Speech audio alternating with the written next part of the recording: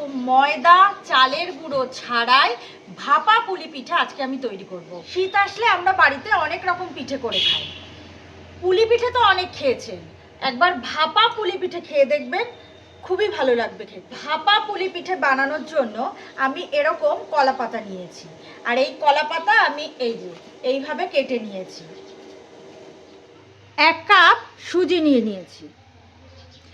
সুজিটা খুব ভালোভাবে টেলে নেব, শুকনো খোলায় ভালোভাবে সুজিটা টেলে নিচ্ছি যেন সুজিটা কাঁচা না থাকে। একটুখানি ভেজে নিতে হবে যেন ভাজা হয়ে রঙটা বদলে না যায়, শুধুমাত্র সুজির কাঁচা গন্ধ চলে গেলেই হবে। আমি এই পিঠে সুজি দিয়ে তৈরি করেছি, আপনারা চাইলে সুজির পরিবর্তে চালের গুঁড়ো দিয়ে তৈরি করতে পারেন। এখন সুজিটা ভালো করে টেলে নিয়ে এখানে 1 কাপ দুধ দিয়ে দিচ্ছি। এখানে আমি 1 কাপ সুজি দিয়েছিলাম, তাই 1 কাপ দুধ দিয়ে দিলাম। দিয়ে দিচ্ছি হাফ চামচের মতো নুন। যেহেতু সুজি দিয়ে পিঠেটা বানাচ্ছি তাই একটু নুন দিয়ে দিলাম। 1 চামচ ঘি দিয়ে দিলাম। এই সময় গ্যাসের ফ্লেমটা কিন্তু বন্ধই আছে। গ্যাসের ফ্লেম বন্ধ করে ঘিটা ভালো করে সুজির সাথে মিশিয়ে নিচ্ছি। এখন সুজিটা নামিয়ে ঠান্ডা করে নেব।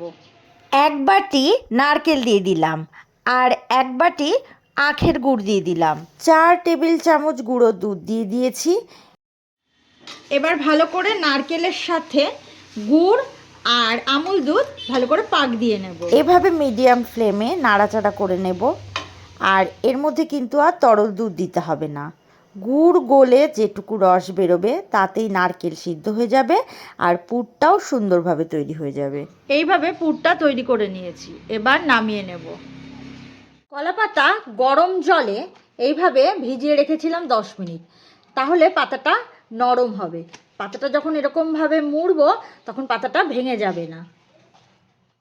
সুজিটা ঠান্ডা করে ভালোভাবে মেখে নিই। ডোটা সামান্য একটু গরম থাকতেই ভালো করে মেখে নিতে হবে, আর মাখতে মাখতে এটা খুব সুন্দরভাবে সফট হয়ে যাবে। আর এভাবে মেখে নিলে পিঠেগুলো বানাতে সুবিধা হবে। সুজির ডো থেকে অল্প করে নিয়ে হাতে এভাবে চেপে নিয়েছি।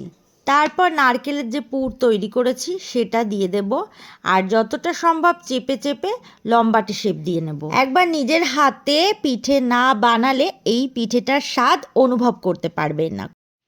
এইভাবে সবকটা পুর রেডি করে নিয়েছি, এবার কলা পাতার মধ্যে মুড়ে নেব। এই কলা পাতা নিয়ে নিয়েছি, এবার কলা পাতার মধ্যে দিয়ে ভালো করে মুড়ে নেব। কলা পাতাটা পিঠের গায়ে মুড়িয়ে নেব। এবার এই যে এরকম একটা কাঠির সাহায্যে এটা আটকে নিচ্ছি।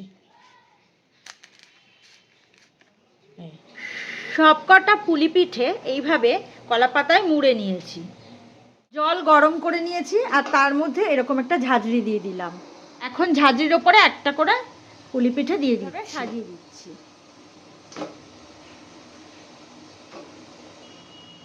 আর ঢাকা দিয়ে দিচ্ছি। এবার ভাপিয়ে নেব। 15 মিনিট এভাবে ভাপে রেখেছিলাম, এবার নামিয়ে নেব। একটা খুলে দেখাচ্ছি। এই যে দেখুন কত সুন্দর হয়েছে।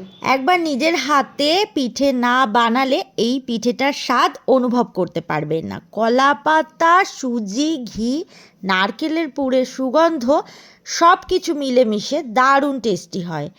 তাহলে আজ এই পর্যন্তই, আবারও নতুন রেসিপি নিয়ে চলে আসবো। সুস্থ থাকুন, ভালো থাকুন।